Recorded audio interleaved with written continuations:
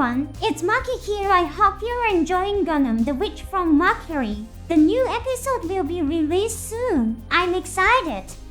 So, what exactly is this new Gundam called Calibarn? Let's think about Gundam Calibarn together.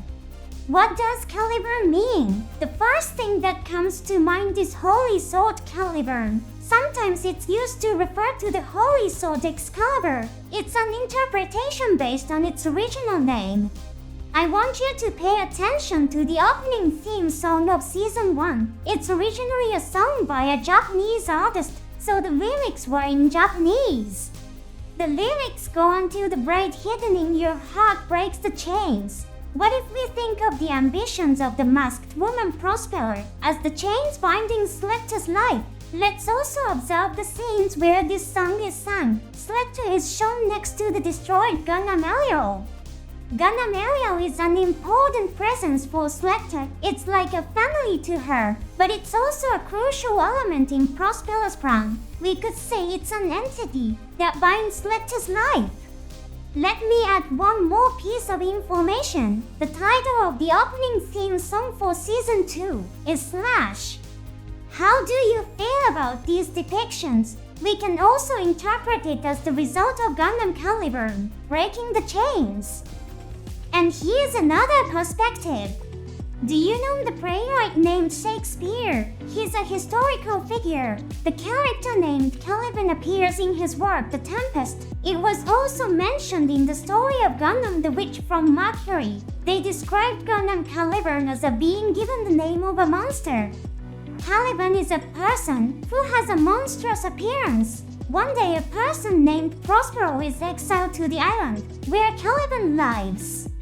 Prospero becomes friends with Caliban, however. There is a scene where Caliban attempts to attack Miranda, Prospero's daughter. As a result, Caliban is driven to the remote parts of the island. Caliban harbors hatred towards Prospero. However, Caliban's revenge is thwarted by a fairy named Ariel.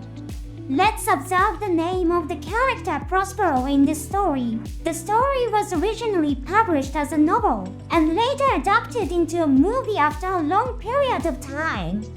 At that time, the name of the character Prospero was changed to Prospero. It's quite interesting, isn't it? Would you like to pay attention to the name of Gundam Calibarn as well? Calibarn is spelled as C-A-L-I-B-A-R-N in the show. The Holy Sword Calibarn is spelled as C-A-L-I-B-U-R-N. The monster Calibarn is represented by the spelling C-A-L-I-B-A-N. Don't you feel like they have been given two roles, that of a holy sword and that of a monster? A monster executing revenge against Prospero. A holy sword breaking the chains binding Selecta's life. It's possible to decipher such roles. And the role of Ariel is that of a fairy obstructing the revenge. Could Ellie possibly play the role of the fairy? What kind of acts do you think Ariel would obstruct in the revenge?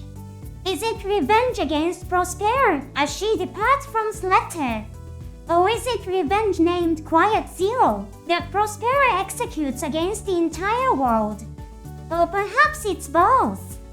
If Ariel takes on the role of obstructing two revenge plots, it might become a being with the same dual role as Calibarn.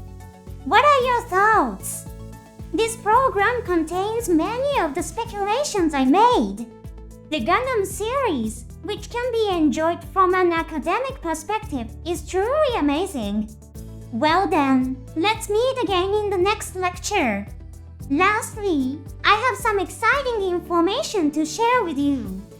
The subscribe button on your screen is the activation button for Quiet Zero. By pressing that switch, you will gain control over all electronic devices.